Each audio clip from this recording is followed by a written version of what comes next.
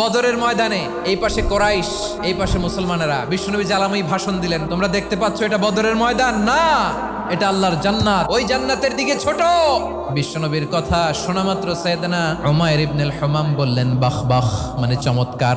বিশ্বনবী বললেন মা ইয়াহমিলুকা আলা কওলিকা বাখ বাখ ইয়া উমাইর, আমার এই কথা শুনে তুমি কেন বললা বাখ বাখ?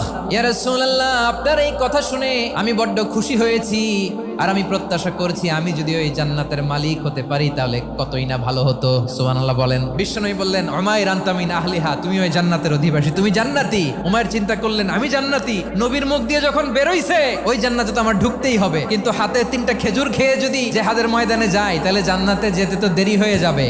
এই চিন্তা আসা মাত্রই খেজুর 3টাকে তিনি ছুঁড়ে মারলেন, তলোয়ার বের করে আল্লাহু আকবার বলে বদরের ময়দানে ঝাঁপিয়ে পড়লেন। আল্লাহর শত্রুদেরকে কচুকাটা করে এক পর্যায়ে শাহাদাতের সুধা পেয়ে নিজেও জান্নাতি হয়ে গেলেন। পড়েন সুবহানাল্লাহ।